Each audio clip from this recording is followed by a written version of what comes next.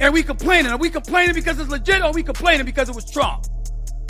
And this is something that could be perceived as beneficial to him and the GOP for the midterm, and ultimately whoever's running in 2028 that wants to mirror the policies that he's implemented. Come on now. We can complain about a lot of things. We should not be complaining about the fact that Nicolas Maduro is captured. Like and subscribe to the channel. Hit the bell so you get notifications anytime I'll go live or make a video. Make sure you still subscribe to the channel because a bunch of people get unsubscribed for whatever reason. Make sure you shop at tatumstore.com. Let's get into this. Stephen A. Smith is red-pilled beyond red pills. And when a man wakes up that have a powerful voice, it makes a tremendous impact.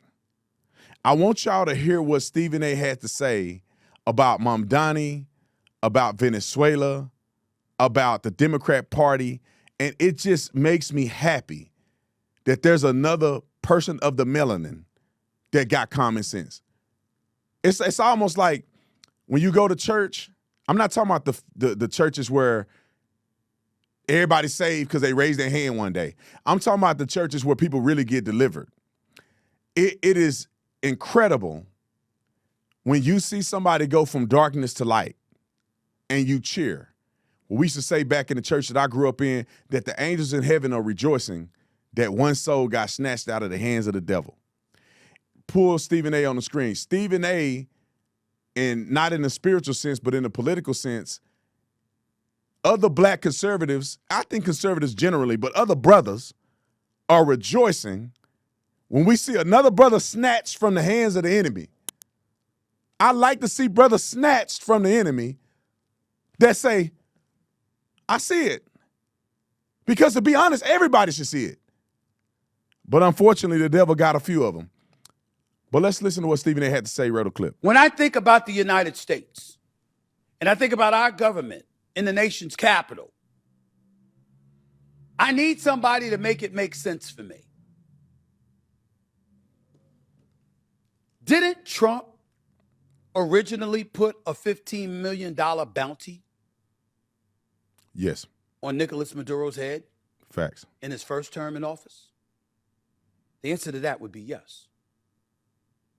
Didn't President Joe Biden in 2025, before leaving office, put a $25 million bounty on Nicolas Maduro's head? Yes, sir. The answer to that would be yes. Didn't President Trump come back after putting the $15 million bounty on Maduro's head, after witnessing Joe Biden put a $25 million bounty on Maduro's head, up the ante by increasing that bounty to $50 million? The answer to that would be yes. Yes, sir. So if we as a government crossing party lines, mingling with other administrations in terms of mirroring their agenda as it pertains to this specific individual, if that is what happened, what's the problem? What am I missing? Now, if the vice president of Venezuela, who's now been sworn in as its leader, is opposed to this, I get it. Cuba, Russia, doing business with Venezuela, particularly as it pertains to its oil. Hello, y'all. Because y'all laughing at what I'm laughing at. I don't know why Stephen A. can't put an A on the end of that. Cuba, Stephen A. I'm finna text Stephen A. Cuba. It's a black thing, man. I don't know. Some of us just can't put the A on it.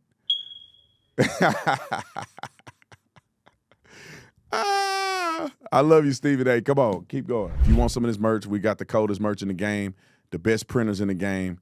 You can get you an ice thing, or you can get you one that says "Don't F with the U.S." That's my favorite shirt. We print that right now. I can't wait to put it on and wear it. And the shirt I got on right now, pretty fire too. But if you want to go to some of our best sellers, some of our fan favorites, jump on there and get it 26% off. 26% off. Even though the United States produces more oil, they don't have a larger reserve than Venezuela. We know they have it. My point to all of y'all is this. As a nation, This is where we have to hold our politicians accountable. Make it make sense. What is the problem with President Trump going in and getting Maduro when we already put a bounty on his head, crossing the first Trump administration, crossing the Biden administration, and now with the Trump administration, part 2, being in power, each time they were on the same page, we got to get this man. All right, I get his point. And I think if you got common sense, you should get his point too. What's the come on, y'all had the answer to that. Everybody put a bounty on his head. Donald Trump execute the bounty, and y'all mad now. It's illegal. What was Joe Biden gonna do with the bounty on Maduro's head? Let's go to the next clip. We got 2 more clips. Roll it. There needs to be accountability. You don't do something like that and get away with it. And obviously anybody that's been involved in such heinous, irreparable acts should be arrested and prosecuted to the fullest extent of the law. Let me get that out the way first. That's automatic, okay? But getting back to Vinny, see, here's where the problem lies. Them. It's all of them. Are we going to sit here with a straight face and act like the Democrats are the only one that engage in fraudulent behavior? That they're the only one that have milked government dollars for their own selfish needs and to their own selfish ends? The point is that I often joke about I'm friends with Sean Hannity. We go back and forth, button heads all the time, but I've known this man for 23 years, and he's a good friend. He really, really is. And I've often said this. Somebody could go out in broad daylight who is conservative and commit murder at 3 o'clock in the sunny afternoon with cloudless skies on a sunshiny day. And the first words that'll come out of Sean Hannity's mouth is the Democrats did it first. And he'll have evidence of those Democrats who did it. And what I'm saying is along the way, there have been excuses, there have been justifications, rationales that have been thrown out there to absolve one side.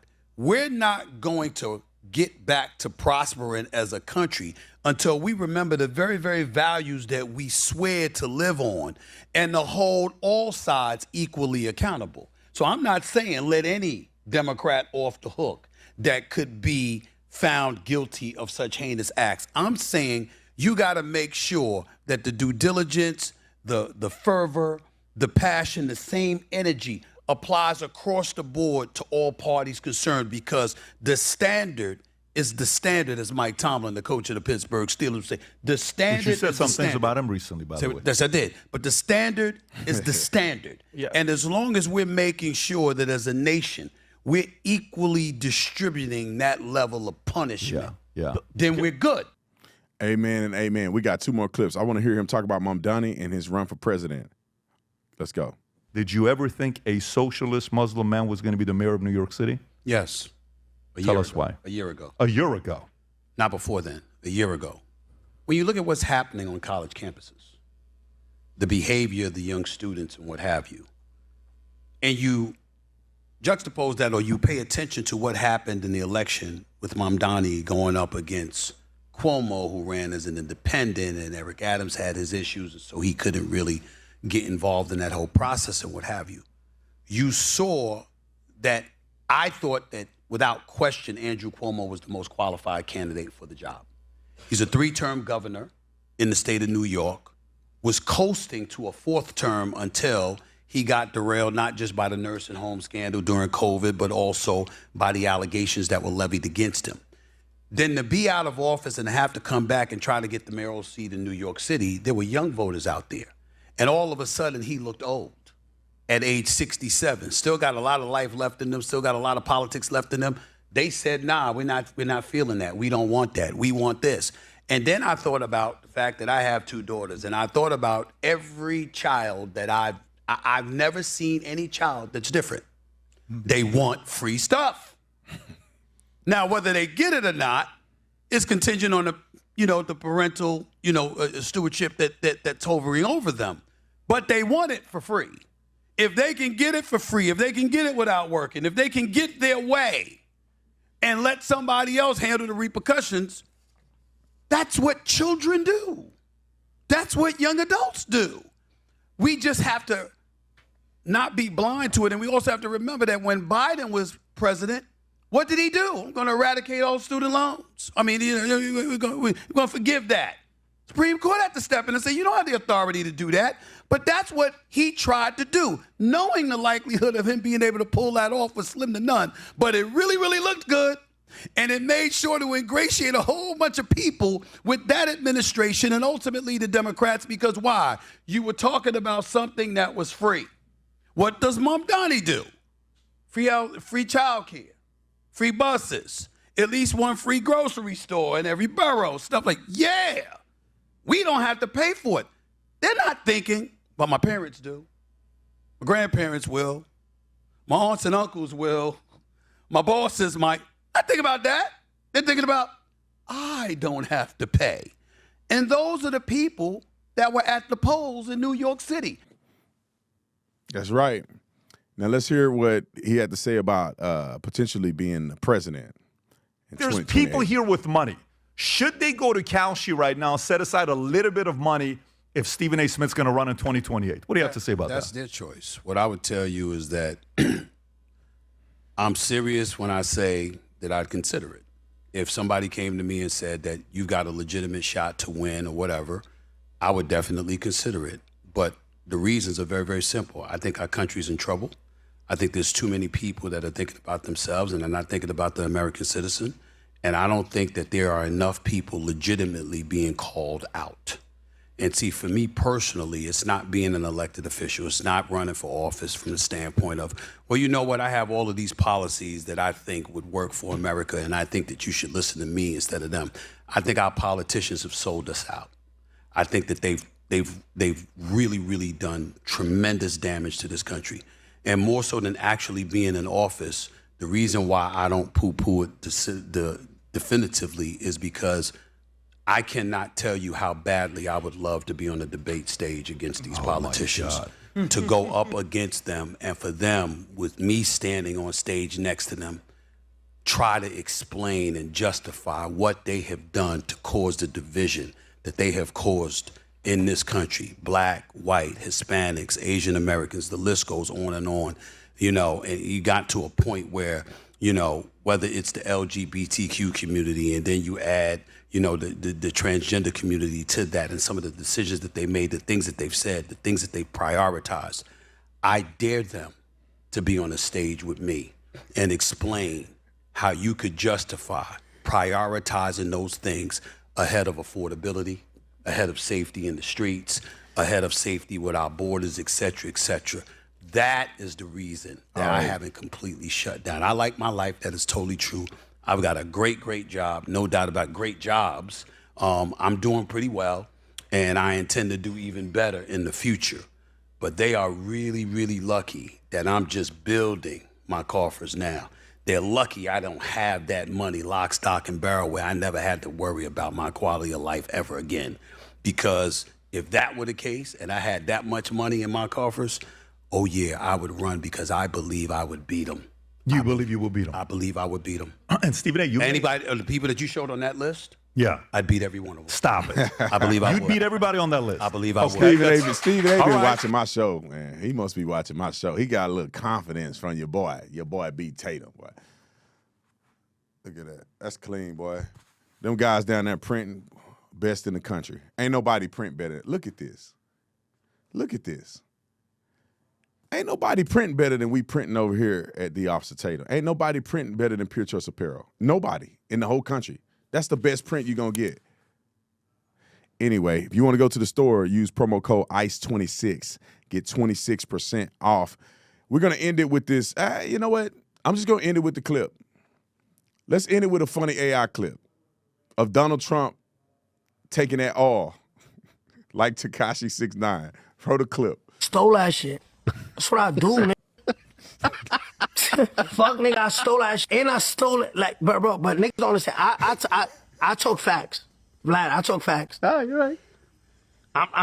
Don't even deny it. That's cool. I talk facts. What deny? What, nigga? Give me that shit. I don't know what to do with that. Okay. You know when a nigga got a girl, her shit fat? Bro, you don't know what to do with that. Give me that. Who put Donald Trump in a chair to say all that? I'm sorry for the people out there that a couple of them words kind of slipped through there, but I don't mean to offend y'all, but that was funny as just imagine if Trump really talked like that. I think if some people had control of the country, they'll elect somebody talking like that. They would. They think it's cool.